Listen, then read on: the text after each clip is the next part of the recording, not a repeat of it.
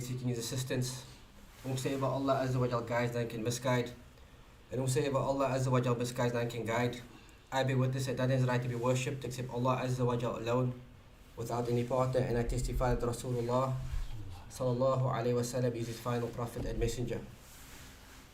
As for proceed, and indeed the best of speech is the speech of Allah subhanahu wa ta'ala, and the most perfect of guidance is the guidance of Muhammad sallallahu alayhi wasallam, and the worst of affairs is the newly introduced affairs, and each and every single newly introduced affair is an innovation, and each and every single innovation is a misguidance, and all misguidance is in the hellfire. May Allah Azza wa Jal protect myself and yourself from the hellfire. Ameen. We continue our reading of the book Durusul Hama li'amatil Ummah, important lessons for the general Ummah, and this is a book which is authored by Sheikh Abdulaziz ibn Baz rahimahullah ta'ala. And currently we are still busy with the Arkan of Al-Iman. وقال المصنف رحمه الله تعالى الدرس الثالث أركان الإيمان. أركان الإيمان هي ستة: أن تؤمن بالله وملائكته وكتبه ورسله واليوم الآخر وتؤمن بالقدر خيره وشره من الله تعالى. And so the author rahimahullah ta'ala says, the third lesson, it is the pillars of Al-Iman. And in the previous lessons, Sheikh Yasin covered up until belief in the books. This evening, inshallah, we look at belief in the messengers. So with regards to the messengers, we have a great need for Allah Azza wa Jal to send messengers to various nations at different times. And as Muhammad ibn Abdul Wahab said, فَمَنْ أَطَاعَهُ دَخَلَ الْجَنَّةِ وَمَنْ أَصَاهُ دَخَلَ النَّارِ أن الله خلقنا ورزقنا ولم يتركنا هملا بل أرسل إلينا رسولا فمن أطاعه دخل الجنة ومن أصاه دخل النار. And Allah Azza wa Jal, He created us and He sustained us, and Allah subhanahu wa ta'ala did not leave us in the lurch, meaning Allah Azza wa Jal did not just place us in this dunya without guidelines. بل أرسل إلينا رسولا. Rather, Allah Azza wa Jal sent to us messengers, and specifically Muhammad sallallahu alaihi wasallam to this nation. And whosoever obeys him is admitted into paradise, and whosoever disobeys him enters the hellfire. So this is from the necessary dictates of the wisdom of Allah subhanahu wa ta'ala, that He sends to us messengers to clarify to us the details of our religion. Because if man had just been left without guidance, even though Allah Azza wa Jal created us with the innate disposition, the fitrah, and that is to affirm that there is a Rabb, and that He exists, and that this Rabb is deserving of worship, we have never known the details with regards to how to worship Allah, the reality of Tawheed, the repercussions of Shirk, the detailed belief with regards to the messengers, the prophets, the last day, and Qadr, let alone ibadat, how to purify ourselves and how to pray, and so on and so forth. So the connection between belief in the messengers and the belief in Allah subhanahu wa ta'ala is that from the wisdom of Allah subhanahu wa ta'ala, it dictates that Allah Azza wa Jalla had to send to us messengers to clarify to us His religion. So Ibn Baz rahimahullah ta'ala simply lists the pillars of Al-Iman. He doesn't give much detail. So it's upon the teacher or the sharih, whoever explains the book, to clarify these matters. So in tonight's lesson, inshallah, we're not going to go into stories of the prophets and details regarding them, but we're going to look at what it means to believe in the messengers. Kayfiyatul imanu bir rusul. How do we believe in the messengers? And firstly, with regards to all matters of the unseen, there is al-iman al-mujmal and iman al-mufassal. There is a general belief and there is a detailed belief. In order for any Muslim to be a Muslim, he must have a general belief. And the general belief regarding the messengers is that Allah Azza wa Jalla sent different messengers at different times. And Muhammad sallallahu alaihi wasallam is the final or prophet of these messengers. So if the person has this belief, is he a mu'min? Certainly is a mu'min. Naam. And this is the general belief. Naam. That he must have belief in every prophet and messenger that was sent, in a general sense. But when this person enters into Al-Islam, does he know the names of the prophets? Does he know their details? Does he know their specialities? And the answer is no. And this is where Al-Iman al-Mufassal comes into play. And this is the detailed Iman. That whatever is established in the Quran and the Sunnah with regards to details of the messengers, then when this knowledge reaches you, you must affirm it. For example, like the names of the prophets, which is mentioned in the Quran. Right, there's 25 names of the prophets which is mentioned in the Quran. If this reaches the person, he has no choice but to believe in it. When the specialities of the messengers reach him regarding their khasa'is, what is specific to the messengers, of their sifat, their characteristics and their attributes, when this reaches him, he must believe it. So it is the Iman al-Mujmal and the Iman al-Mufassal. Taib. So Kayfiyatul Imanu bil Rusul. What does it mean? Right? What does it mean to believe in the Rusul? Firstly, it is a pillar from amongst the pillars of Al-Islam, or rather Al-Iman. And your Iman is not considered to be true Iman without affirmation of the messengers. فَمَنْ لَمْ يَأْتِ بِهِ فَإِنَّهُ لَا يَكُونُ مُؤْمِنًا. So a person who rejects the messengers, even if he believes in Allah, and even if he believes in the angels and the books, but he says this issue of messengers, it cannot be proven, according to his claim. If the person makes such an outrageous claim, then this is a nullifier of Islam, to reject the messengers. So when it comes to the Rusul, how do we understand who the messengers are?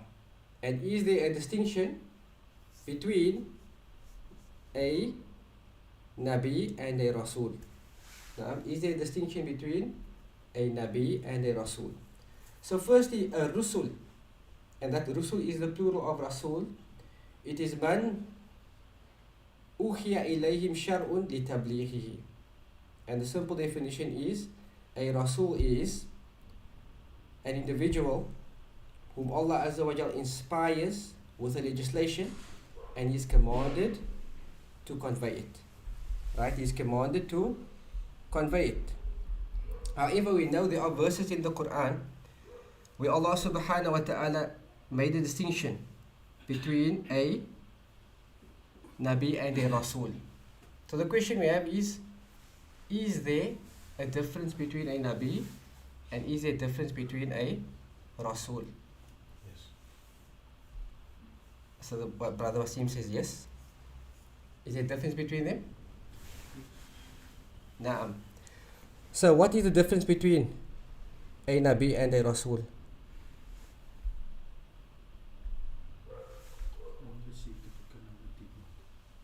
You say one received the book and the other did not?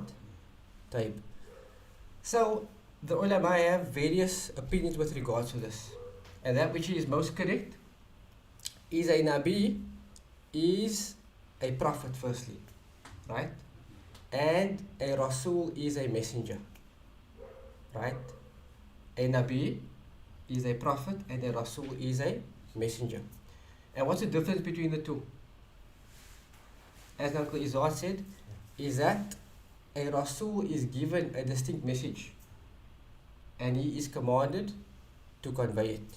Now, whereas a Nabi, he is not given an independent revelation, but he is seen to revive the revelation of a previous prophet. Now, so based upon this understanding, we say that every messenger is a prophet, but not every prophet is a messenger. Fahimtum?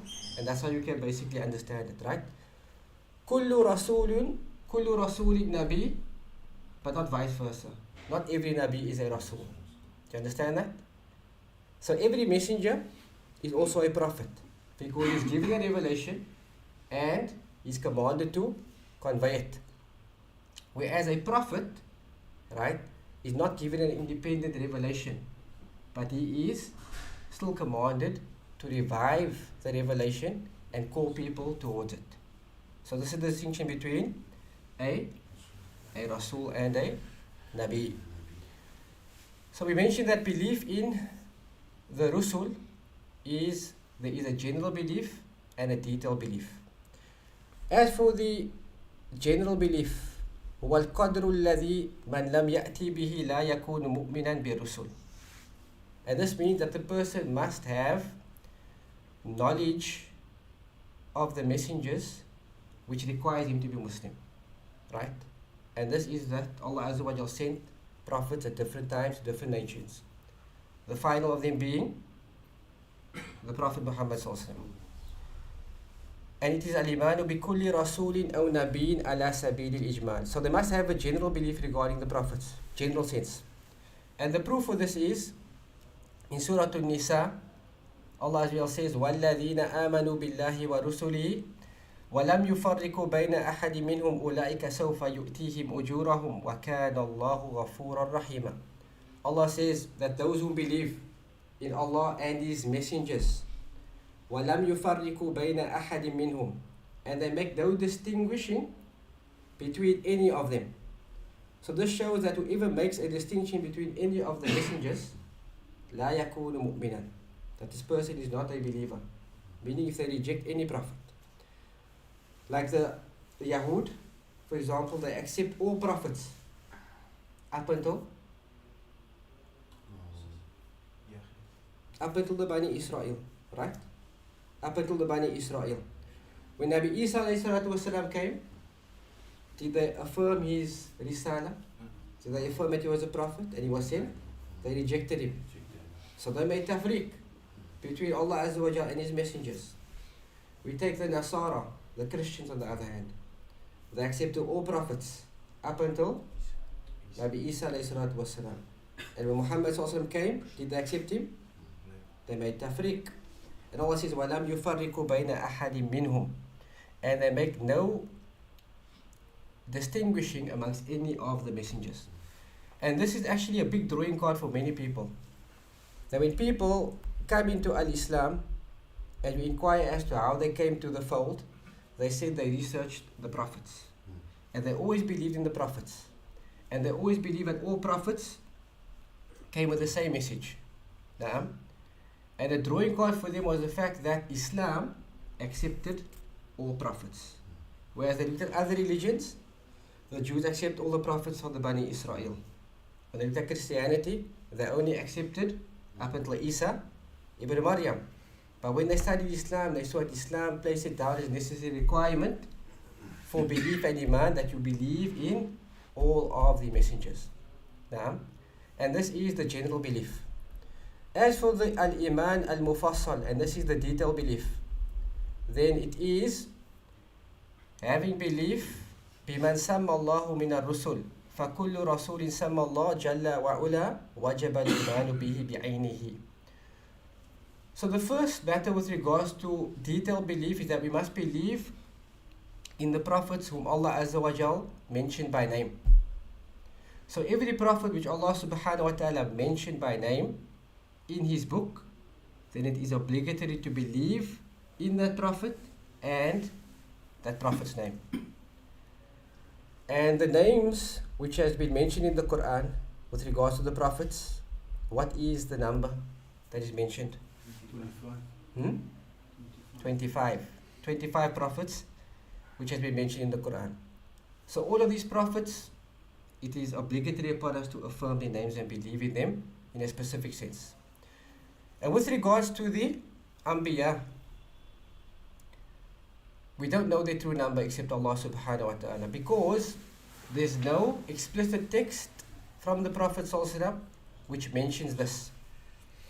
As for the Rusul, then there is an authentic hadith which mentions that their number has reached 315 and that is 315 messengers. So the explicit text that mentions that there is 315 Rusul that was sent.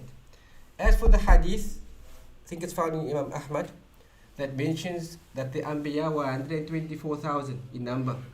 And from them, 315 in that part of the hadith is authentic. As for the part that mentions 124,000, then this is inauthentic. But if we look at from the time of Nabi Adam والسلام, up until the Prophet Muhammad sallallahu, then certainly we believe that there was a great number of prophets which were sent. Right? Allah said, Rusulan qad qasasna alayk. They are messengers which we have informed you about, and messengers which we have not informed you about. So what we can understand from this is that the number of Anbiya, prophets in a general sense, it is a great number. But from this, there were 315 Rusul. 315 Rusul. The second point with regards to detailed belief is that we must specifically affirm the Risala of Muhammad sallallahu alaihi wasallam. And what is affirmation of the Risala of Muhammad sallallahu alaihi wasallam? يكون بالإقرار به واتباعه, by affirming his messengership, that he received the revelation and he was a prophet and a Rasul, and also by adhering to his teachings and following him. As with regards to other prophets, is it binding on us to make ittiba of them, meaning adhere to their way and upkeep their teachings? No, right? But we must believe in them. We must affirm that they were sent. But as for following them specifically, then yes, Islam has general teachings, which the previous legislations also had in them, such as usul al-i'tiqad, the foundations of belief. That Tawheed was always Tawheed. That prophets before us, we know they fasted, but in a different sense. Prophets before us, we know they prayed. As the Prophet ﷺ said, that the Anbiya were commanded to place their hands on their chest, their right hand over the left hand in the prayer. So we know that they had a prayer, but the prayer is different to ours. But with regards to adherence to their way, then we don't necessarily follow the detailed teachings. We follow the detailed teachings of Muhammad alayhi salatu wasalam. So what is the reason for this? The reason for this is, with the coming of the Messenger sallallahu, all previous shara'i, all previous legislations was nusikhat, was abrogated. And Allah Azza wa Jal said, Inna deena inda Allahi al-Islam, that the only deen which is acceptable with Allah Azza wa Jal, it is al-Islam. So hypothetically, if we had a Nasara who was upon the teachings of Nabi Isa, Tawheed, and he adhered to the teachings of Nabi Isa alayhi salatu wasalam, and we find such a person today, do we say this person is a believer? If he doesn't accept the Prophet and follow his way? No. The answer is no. The point is, if you find such a person which you do not find, but what if he doesn't? Well, we're saying hypothetically, no. Is this person a believer, yes or no? No, not up until he accepts the Risala of Muhammad alayhi salatu wasalam. Because all previous legislations, it was abrogated with the coming of Muhammad alayhi salatu wasalam. For this reason, the Prophet ﷺ said, لو كان موسى حيا ما وسعه إلا اتباعه. And this is found in Al-Baghawi in Sharh Sunnah. He said that if Musa had been alive, then he would have no choice but to follow me. So if this is about a prophet, if a prophet was alive today, he would have no choice but to follow the Sharia of Muhammad ﷺ. So what about those who are lesser than him? Just like when Nabi Isa alayhi salatu wasalam will come back, what the Christians refer to as the second coming, which we also affirm, which is established in authentic hadith, that Nabi Isa will come back at the end of times. When Nabi Isa comes, will he come with a new Sharia? He will not come with a new Sharia, but he will come with the Sharia of Muhammad sallallahu alaihi wasallam. He will judge by that, and he will establish the Sharia of Muhammad sallallahu alaihi wasallam. And that's the second point with regard to detailed belief. The third point is al-imanu bi anna kulla rasulin balagha ma arsala ilay. فجميع الرسل بلغوا ما أرسلوا به من عند الله جل وعلا. And this is a very, very important point. That the third point with regards to the detailed belief in the messengers is that we must believe that each and every single prophet conveyed that which was revealed to them. Allah Azza wa Jalla said, Ya ayyuha rasul balligh ma unzila ilayka min rabbik. O messenger, convey that which was revealed to you from your Rabb. فَإِن لَمْ تَفْعَلْ فَمَا بَلَّغْتَ رِسَالَتَهُ. And if you fail to do this, then you have not conveyed the message of your Rabb. And the Prophet ﷺ, during his Hajjatul Wada', right, the farewell Hajj, he asked the companions of the Prophet ﷺ, he said that if you were to be asked concerning me, what would you say? They said that nasahta wa ballagta.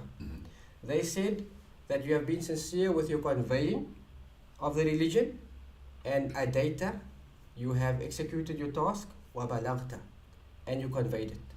The Prophet also then raised his hand ila sama in affirmation that Allah Azza wa Jal is above, and he said, Allahumma shahad. He then said, Oh Allah, you bear witness to the testimony of my Sahaba. So why is this an important point to establish? Because if you affirm that the Prophet ﷺ conveyed absolutely everything which he was commanded to convey, then this means that the deen is complete. And indeed the religion is complete. As Allah as well said, Al-yawma akmaltu lakum dinakum wa atmamtu alaykum ni'mati. Allah said, this day I have perfected my favor upon you, and I have completed the religion for you, and I am pleased with Islam as a deen for you. And this verse was revealed during Hajjatul Wada'. So the Prophet also conveyed absolutely everything to the Ummah, whether it be matters of belief, matters of Aqidah. The general belief in the Prophet ﷺ is that we must affirm that matters of Aqidah was clarified. That Aqidah, yes, it was written into book forms based upon the evidences and codified, but the foundations of belief, it was clarified in great detail. Na'am.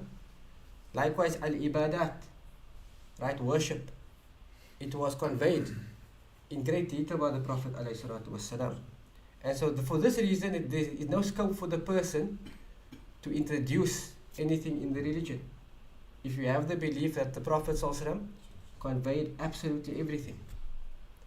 Because as the Prophet ﷺ said, and Abu Dhar gave an account of this, he said, there's nothing which draws you closer to Jannah except I conveyed it.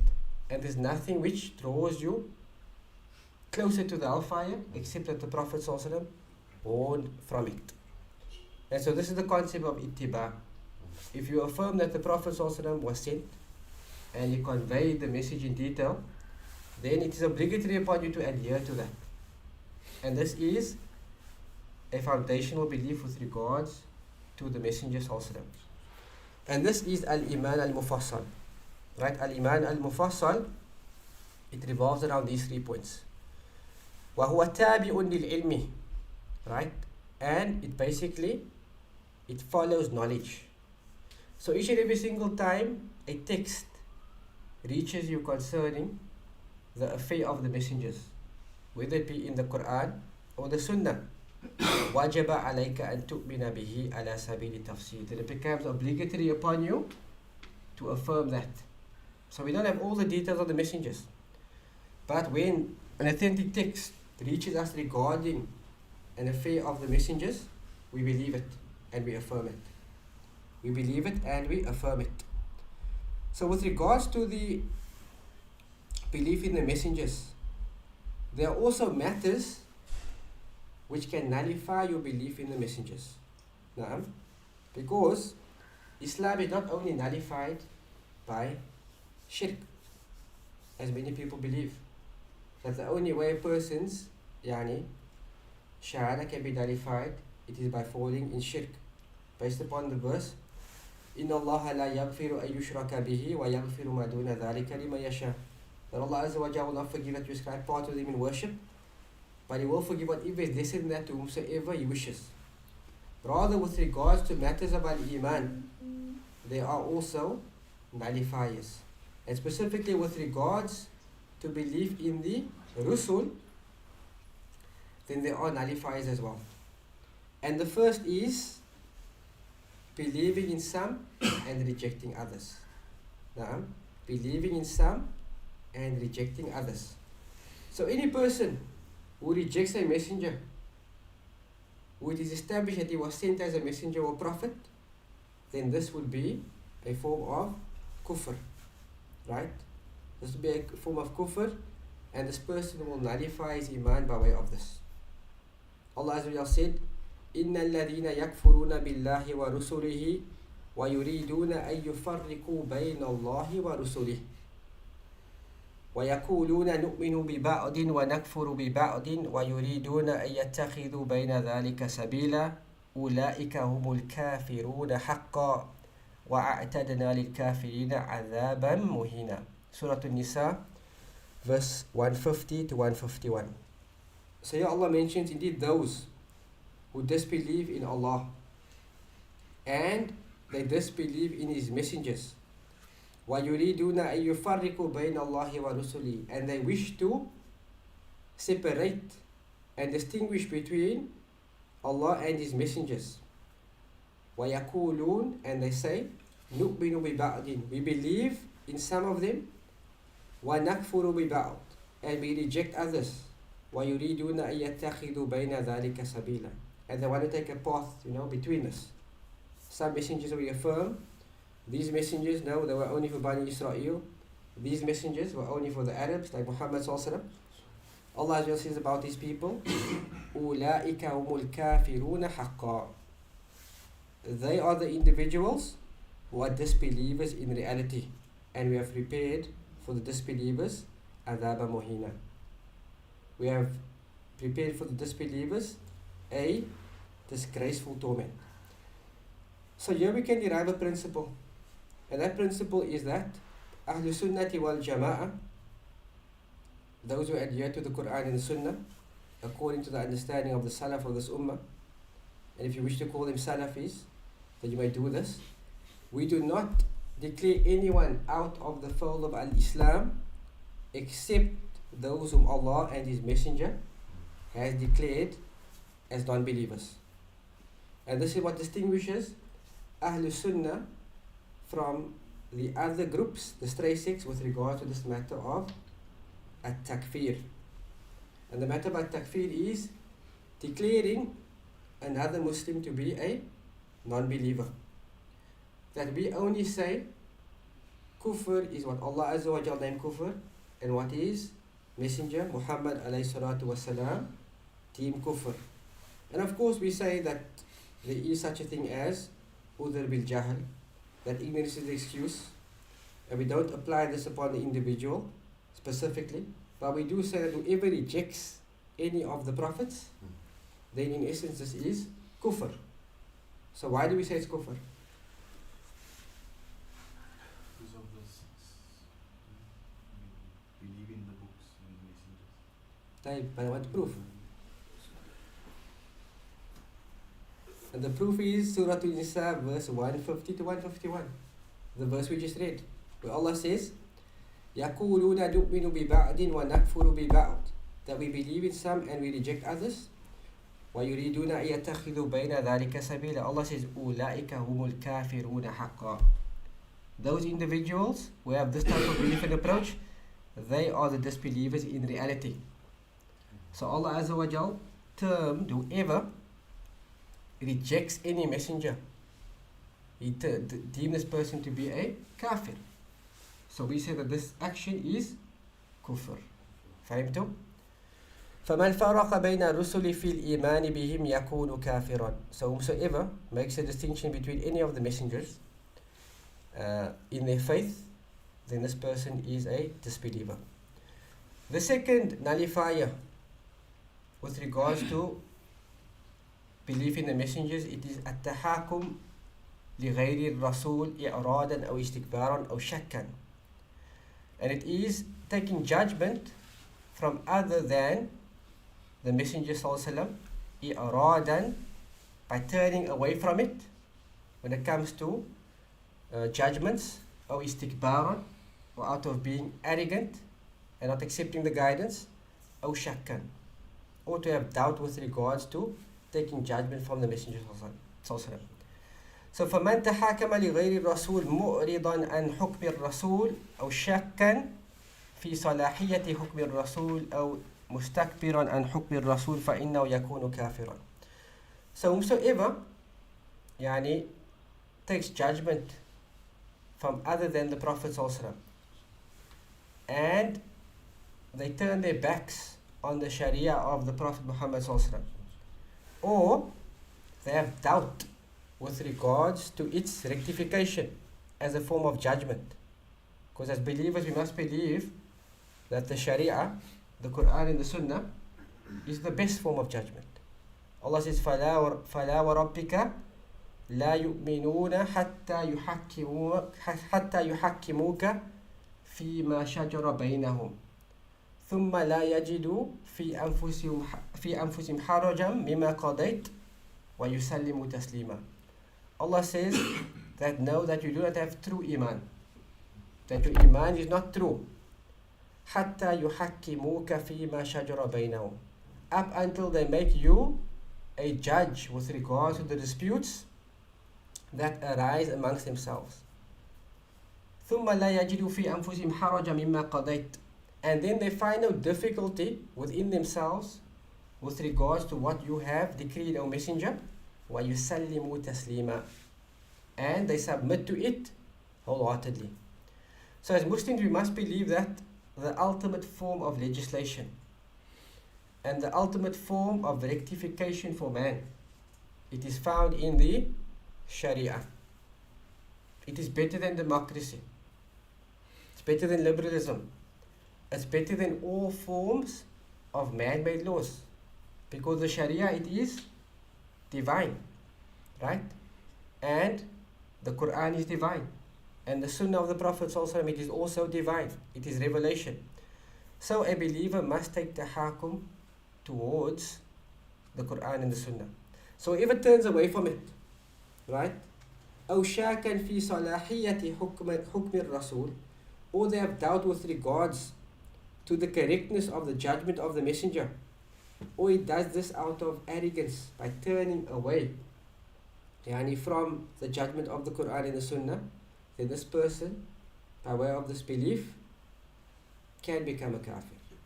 And of course we said, in class we talk in generalities, right? Because when it comes to the issue of kufr, as Ahlul Sunnati wal Jama'ah, we also believe in kufr mutlaq and kufr al-mu'ayyan. Right, so stick with me here. This means that any action that Allah Azza wa Jalla and His Messenger deem to be kufr, we say that it is kufr. And the person who falls in it has fell into an act of kufr. We call that action kufr. Now, and then we also have takfir al-mu'ayyan. And takfir al-mu'ayyan means declaring that specific person to be a non-believer. And our methodology is that we don't declare this person to be a non-believer up until iqamat al-hujjah. The proof is established upon him, and there is no impediments, such as the person doing it out of ignorance. The person grew up in a society where grave worship was manifest, and this person thought this was Islam. So up until we clarify to this person tawheed and his doubt is removed, then he can take a different ruling. But that's also not the job of students of knowledge like myself or anyone else to say that this person is kafir. But we do say that the action is kufr, right? So with regard to this mas'ala, it's a big mas'ala, and this is al-hukm bi ghayri ma anzal Allah, judging by other than what Allah Azza wa Jalla has revealed. We say judging by other than what Allah Azza wa Jalla has revealed, it is kufr. If the person does this with turning away from the Sharia, or he does it out of doubt, he says, no, you know what, we live in the modern world, and today's democracy deals with issues, for example, of marital affairs better. So I'll go to the courts with regard to this matter. The person has some type of doubt. or the person does this out of arrogance, that he simply says, the Sharia is for the time of the Prophet also. We live in the modern world. You with me? So these are all the instances that a person can fall into with regard to judging by other than what Allah revealed. We say if this is the person's belief, then this action is kufr. But as for the individual, yani, as we mentioned previously. So a proof for this is in Surah An-Nur, verse 47, where Allah Azza wa Jalla says, وَيَقُولُونَ آمَنَّا بِاللَّهِ وَبِالرَّسُولِ وَأَطَعْنَا ثُمَّ يَتَوَلَّى فَرِيقٌ مِّنْهُمْ مِنْ بَعْدِ ذَلِكَ وَمَا أُولَٰئِكَ بِالْمُؤْمِنِينَ. Allah says, and they say, we believe in Allah, and we believe in the Messenger, وَأَطَعْنَا, and we obey. ثُمَّ يَتَوَلَّى فَرِيقٌ مِّنْهُمْ, then a group of them turn away from the judgment of Allah and His Messenger. وَمَا أُولَٰئِكَ بِالْمُؤْمِنِينَ, and these are not believers. Amongst many other proofs that prove that taking judgment from other than what Allah Azza wa Jal reveals is kufr. As Allah says, وَمَنْ لَمْ يَحْكُمْ بِمَا أَنزَلَ اللَّهُ فَأُولَٰئِكَ هُمُ الْكَافِرُونَ, that whosoever judges by other than what Allah Azza wa Jal has revealed, then these people are the disbelievers. The verse which follows, فَأُولَٰئِكَ هُمُ الظَّالِمُونَ, they are the oppressors. فَأُولَٰئِكَ هُمُ الْفَاسِقُونَ, they are the sinners. Yep. There's always people that use that ayah and point it towards certain rulers within the Muslim world, because they're saying that they're not judging in accordance with Allah. Aywa. So, we can clarify at the end inshallah, but the issue here is also you have to look at the person's intent behind it. So does he do it out of thinking that the reason which we listed, that there is no rectification found, it's not suitable for the times? So you're saying that the guidance of Allah Azza wa Jalla is not suitable for our times? Or does he do it out of a hawa? Does he do it out of a desire? So every situation needs to be looked at, you know. Does he want to bring in new laws to replace the Sharia, or does he do it based upon a hawa, meaning a desire? He's doing it so that, for example, the economy can grow. You with me? Or he's doing it yani, for a worldly gain. Then it takes different rulings, right? But this masala is clarified in a different place, right?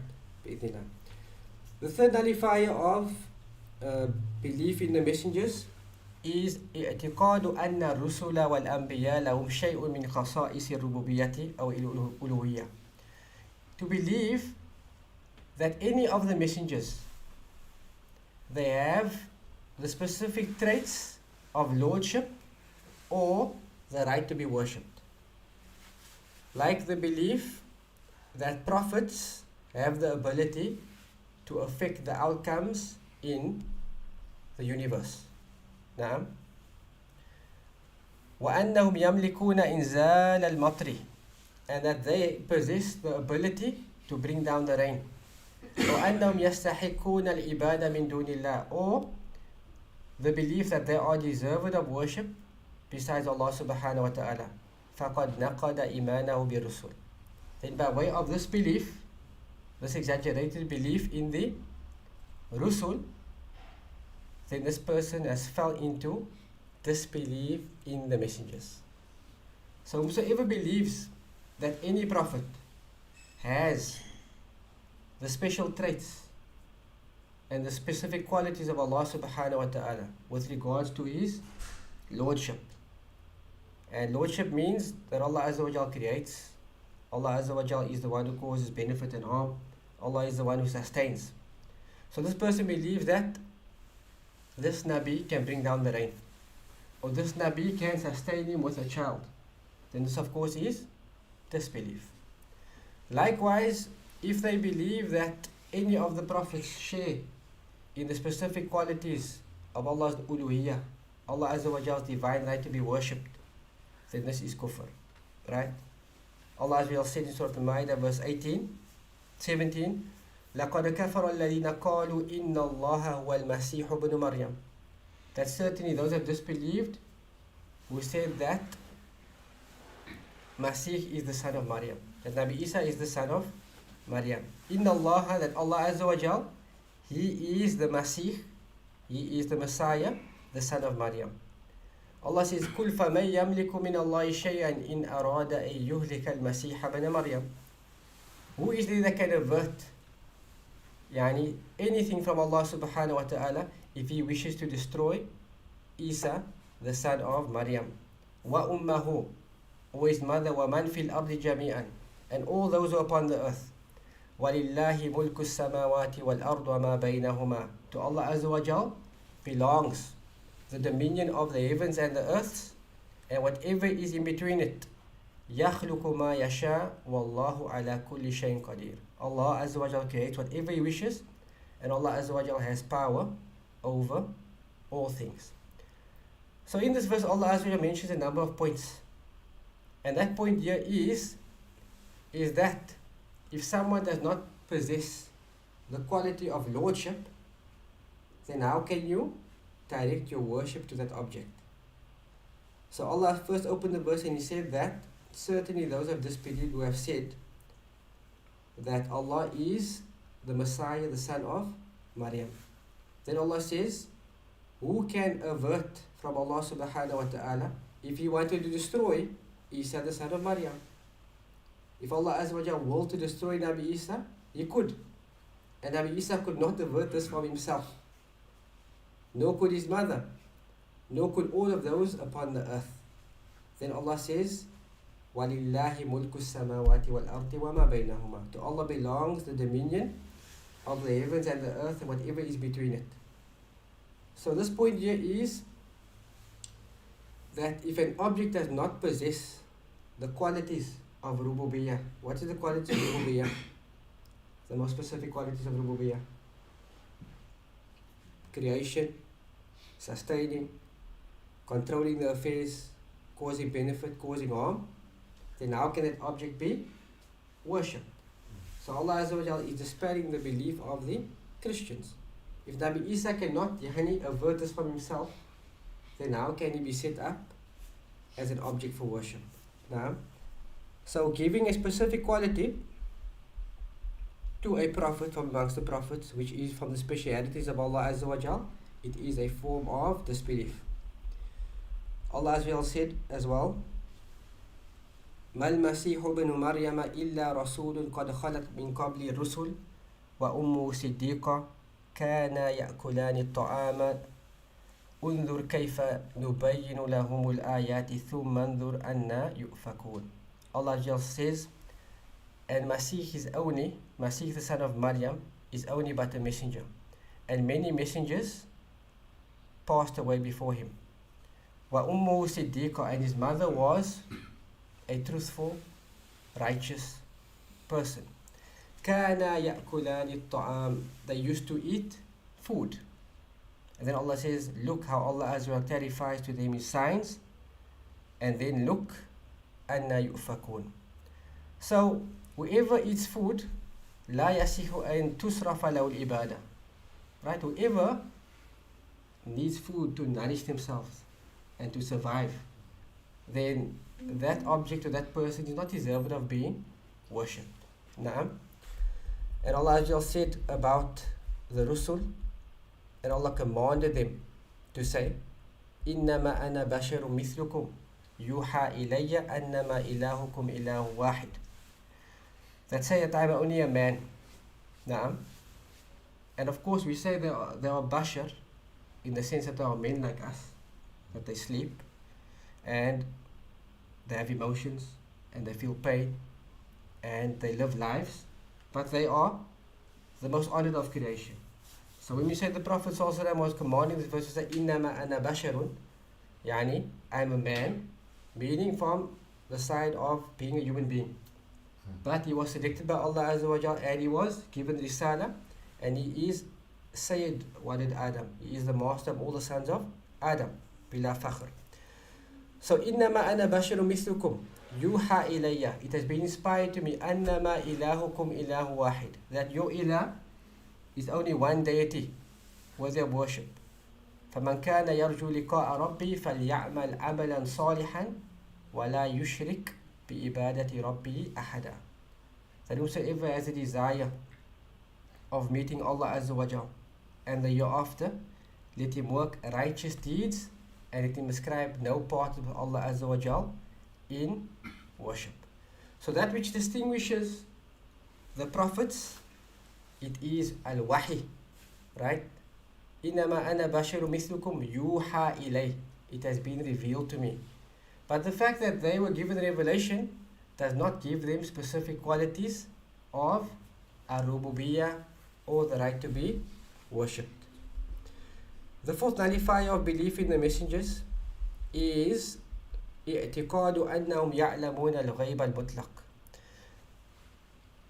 That they believe, or rather that they have detailed knowledge of the unseen.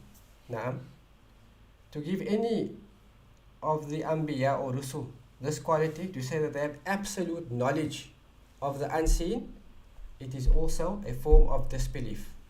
And this is belying the verse of Allah Azza wa Jalla in Surah An-Naml, verse 65, where Allah says, قُلْ لَا يَعْلَمُ مَنْ فِي السَّمَاوَاتِ وَالْأَرْضِ الْغَيْبَ إِلَّا اللَّهُ وَمَا يَشْعُرُونَ أَيَّانَ يُبْعَثُونَ. Allah says, قُلْ, say O Muhammad sallallahu alaihi wasallam, لَا يَعْلَمُ مَنْ فِي السَّمَاوَاتِ وَالْأَرْضِ, that none in the heavens nor upon the earth knows the unseen, yani in the absolute sense, إِلَّا اللَّهُ, except Allah. وَمَا يَشْعُرُونَ أَيَّانَ يُبْعَثُونَ, nor do they know when they will be resurrected. Naam. So Allah Azza wa Jal, He has negated that none in the heavens, yani the malaika, and whatever other creation is in the heavens and the sama, knows the absolute knowledge of the unseen except Allah subhanahu wa ta'ala. Just like Allah as well say in Surah Al-A'raf verse 188, قُلْ لَا أَمْلِكُ لِنَفْسِي نَفْعًا وَلَا ضَرًّا إِلَّا مَا شَاءَ اللَّهُ وَلَوْ كُنْتُ أَعْلَمُ الْغَيْبَ لَاسْتَكْثَرْتُ مِنَ الْخَيْرِ وَمَا مَسَنِيَ السُّوءُ إِنْ أَنَا إِلَّا نَذِيرٌ وَبَشِيرٌ لِقَوْمٍ يُؤْمِنُونَ. So Allah as well instructed the Prophet to say, قُلْ, say Muhammad لَا أَمْلِكُ لِنَفْسِي نَفْعًا وَلَا ضَرًّا, that I do not possess for my own self any benefit, yani, or warding off of any harm, إِلَّا مَا شَاءَ اللَّهُ, except what Allah Azza wa Jal willed. وَلَوْ كُنْتُ أَعْلَمُ الْغَيْبِ, and if I had absolute knowledge of the unseen, لَاسْتَكْثَرْتُ مِنَ الْخَيْرِ, then I would have gathered all forms of goodness. وَمَا مَسَّنِيَ السُّوءُ, and no evil would have befell me. إِنْ أَنَا إِلَّا نَذِيرٌ وَبَشِيرٌ لِقَوْمٍ يُؤْمِنُونَ, I am only a warner and a bringer of glad tidings for a believing people. So if this was the best of creation, Muhammad alayhi salatu wasalam, and he negated this fact that he had absolute knowledge of the unseen, then who are we to attribute that to him? Because there are some sects within Islam who believe that the Prophet ﷺ has absolute knowledge of the unseen. That from his knowledge is knowledge of the lawh, yani the preserved tablet, and the pen. And if you attribute this to the Rasulullah ﷺ, you have attributed to him absolute knowledge of the unseen. And this in of itself, it is a nullifier of belief in the messengers. فَدَلَّ ذَلِكَ عَلَىٰ أَنَّ الْأَنْبِيَاءَ لَا يَعْلَمُونَ الْغَيْبِ. So this shows that the Anbiya do not know the unseen in the absolute sense. And whosoever believes this, that they have absolute knowledge of the unseen, فَقَدْ نَقَدَ إِيمَانَهُ بِالرُّسُلِ, then he has negated his belief in the messengers. Right? Because the messengers came to clarify this matter, that they don't have absolute knowledge of the unseen. The fifth nullifier of belief in the messengers is تنقص بالرسل, is yani belittling any of the messengers, right? Or mocking them. For whomsoever belittles any of the messengers, أو تنقصهم, or he takes away at his yani goodly traits, يكون قد أتى بناقض من نواقض الإيمان, then he has nullified his belief in the messengers. For Allah said, إِنَّ الَّذِينَ يُؤْذُونَ اللَّهَ وَرَسُولَهُ لَعَنَهُمُ اللَّهُ فِي الدُّنْيَا وَالْآخِرَةِ وَأَعَدَّ لَهُمْ عَذَابًا مُهِينًا. So Allah said, indeed those who try to harm Allah Azza wa Jal and His Messenger, Allah Azza wa Jal curses them in dunya and the akhirah, and Allah Azza wa Jal has prepared for them a disgraceful torment. Naam, so how do we seemingly cause harm to the Messenger or to Allah? This is by cursing them or belittling them in terms of their status and their attributes. And the attributes of perfection which Allah Azza wa Jal has praised them with. Naam, so to believe, for example, that the Prophet Sallallahu Alaihi Wasallam, A'udhu Billah, that the shubha that people bring up, that many people say that this is the reason why I cannot accept the Prophet ﷺ and I will leave Islam. The issue of the Prophet ﷺ marrying Sayyidina Aisha at the age of 6 and consummating the marriage at the age of 9. If a Muslim has a bad belief with regards to the Prophet ﷺ for this action, and they mention words which is used in the modern world for this type of behavior, then this will be kufr, right? Because this is diminishing the status of Rasulullah Sallallahu Alaihi Wasallam. So this marriage is something which was ordained from above the 7 heavens, and this is the one marriage which Allah Azza wa Jal commanded the Prophet Sallallahu Alaihi Wasallam to make nikah. So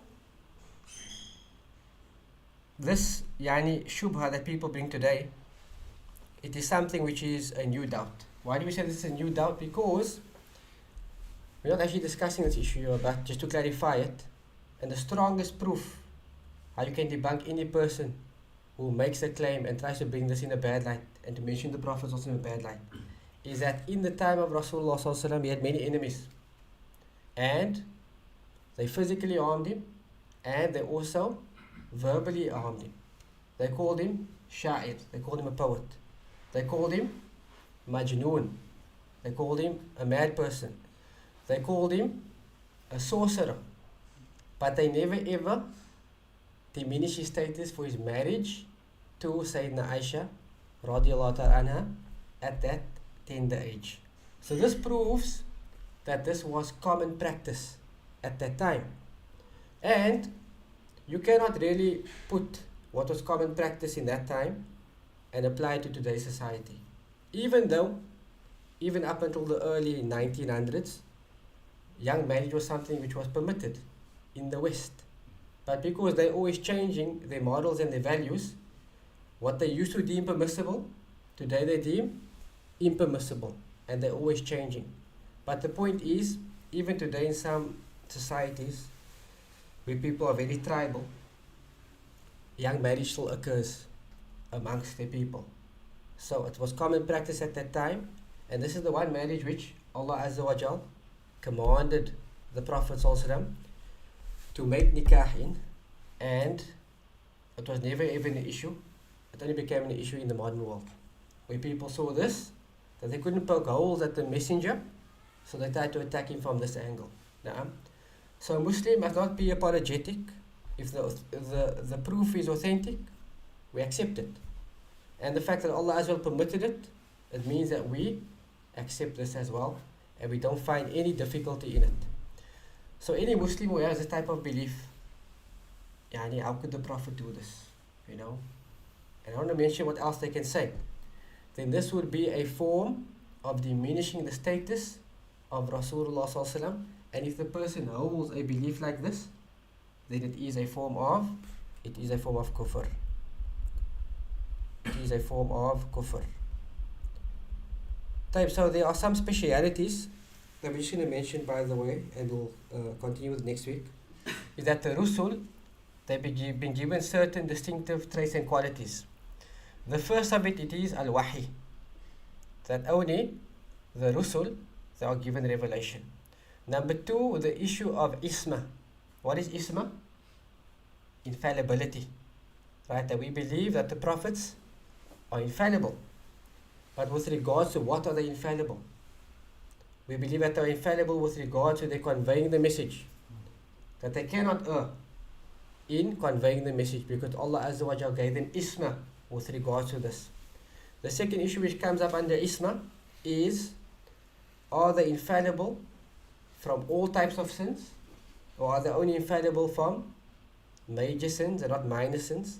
And if they fall into minor sins, do they persist upon the minor sins? We'll discuss it next week. Another speciality of the messengers is تنام أعينهم ولا تنام قلوبهم, that their eyes doze off and sleep, but their hearts are always alive, right? And fourthly, that the earth, Allah Azza wa Jalla made it haram upon the earth to consume their bodies. And the fifth speciality is that they are alive in the graves and they pray, as is affirmed in the authentic ahadith. And these are some of the specialities of the Rusul, which no other of the creation share in. And we'll clarify this next week, and we'll conclude our discussion inshallah on belief in the messengers bi'idhnillah. So with this we conclude inshallah. نكتفي بهذا سبحانك اللهم وبحمدك أشهد أن لا إله إلا أنت أستغفرك وأتوب إليك. السلام عليكم.